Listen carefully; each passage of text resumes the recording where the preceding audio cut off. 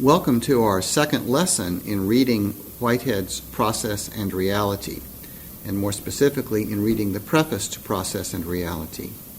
In the first lesson, we dealt with three sets of sentences in the preface, in one of which Whitehead talked about how he wants to offer a philosophy of organism, and that signaled to us that he really wanted to conceive of the world on the analogy of biological life, and he wanted to suggest that the depths of matter, the depths of so-called inorganic life, may best be understood as containing within them something like the relationality and indeed even the feelings that we see in biological organisms.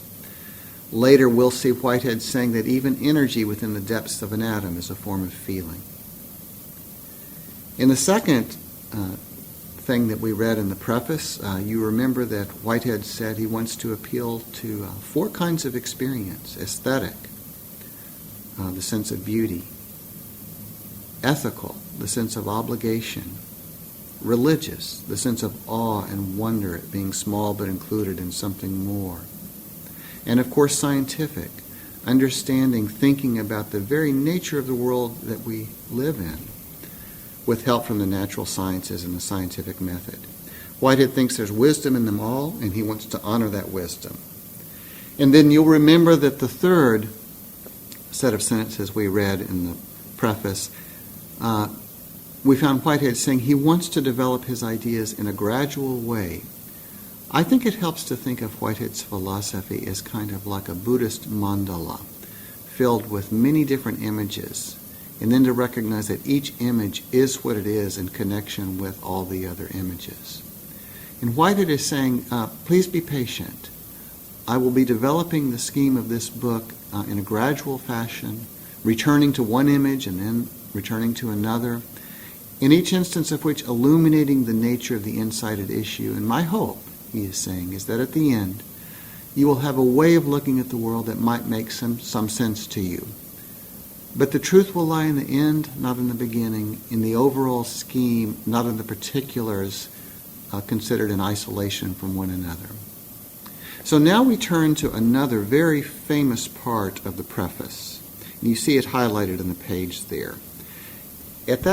In those sentences, Whitehead is telling us about ways of thinking he wants to avoid as he develops his scheme.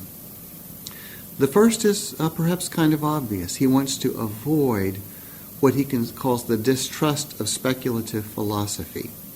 He thinks that philosophers can indeed explore, think imaginatively. They can wonder about things. They can speculate. He thinks all of us speculate. Speculation is for Whitehead a good thing, not a bad thing.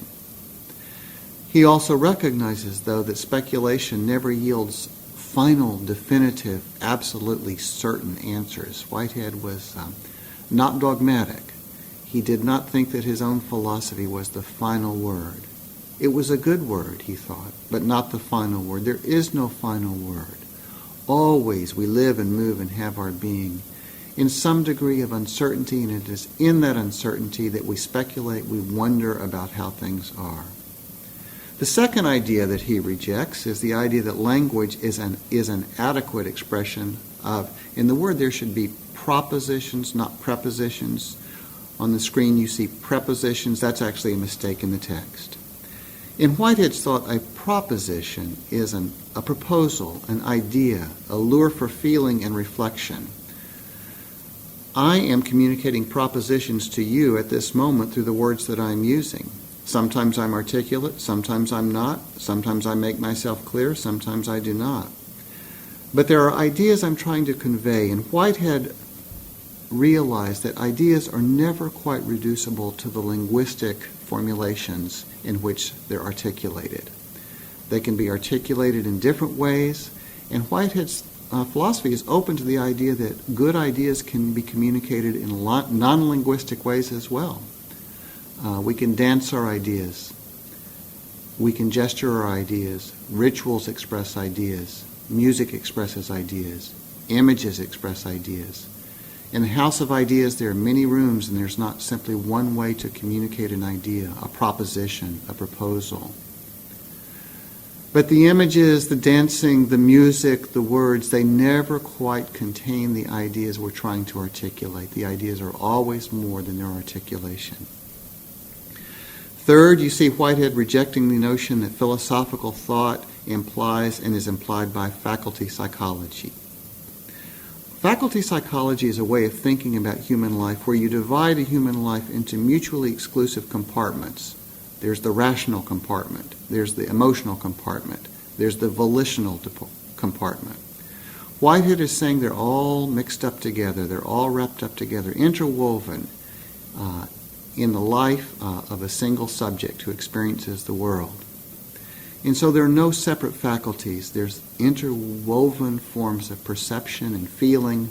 Even thinking in Whitehead is a form of feeling. This gives us a hint of what Whitehead wants to avoid as he develops his thought. We'll keep reading. Thanks for joining me in this lesson.